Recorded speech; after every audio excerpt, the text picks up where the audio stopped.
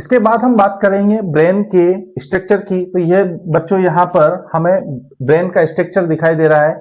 Fore brain की अगर हम बात करें तो फोर ब्रेन वाला पार्ट ये वाला होता है। Is that clear? ठीक है, अप्रोक्स ये वाला पार्ट जो है ये वाला यहां से लगाकर यहां तक ये पूरा क्या कहलाता है? फोर ब्रेन कहलाता है। वर्क हम इसके जो है फंक्शन हम पढ़ चुके हैं, एक बार और रिपीट कर लेते हैं। थिंकिंग, सारी थिंकिंग सोचने समझने वाली सारी क्रियाएं फोर ब्रेन के पास है। Mainly of the cerebrum, hypothalamus, hearing, memory, reasoning, speech, सारी चीजें, इमोशन से भरी सारी चीजें, चाहे वो अच्छी हो या बुरी हो, सारे इमोशंस भी है यहाँ पर भर भर के भरे हैं।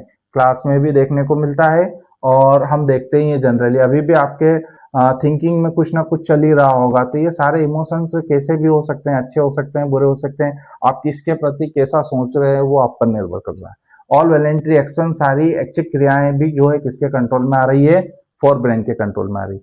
इसके बाद अगर हम बात करें हाइपोथैलेमस की, तो हंगर, भूख लगना, प्यास लगना, ये सारी एक्टिविटीज, किसी के लिए अच्छा अच्छा बिहेव करना, लव वगैरह, सारी फीलिंग्स जैसी भी है ये हाइपोथैलेमस के कंट्रोल में आ रही है। हाइपोथैलेमस इट मींस ये वाली, ठीक है, कंट्रोल फ्रॉम एंडोक्राइन सिस्टम के पास। ओके, इसके बाद माइंड ब्रेन की अगर हम बात करें, कनेक्ट फॉर और हाइंड ब्रेन, ये दोनों को कनेक्ट करके रखता है। कंट्रोल सम इनवॉलेंट्री एक्शन को भी, सारे इनवॉलेंट्री एक्शंस जितने भी हैं उन सभी को कंट्रोल करने का काम जो है मिड ब्रेन का है।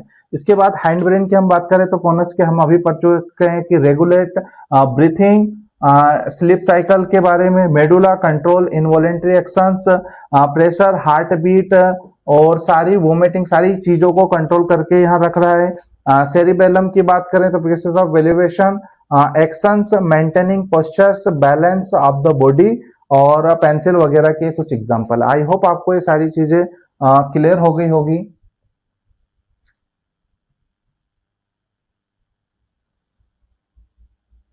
ठीक है, यहां पर हमने इस डायग्राम के लिए भी हमने यहाँ पर डायग्राम बच्चों का कुछ का बहुत सारों का एक क्वेश्चन से बन रहा था, सर इस डायग्राम को कैसे क्या हम ड्रॉ करेंगे, सपोज अगर एग्जाम में आ गया तो बेटा प्रैक्टिस चाहिएगी, नॉर्मली है, प्रैक्टिस कर लेना।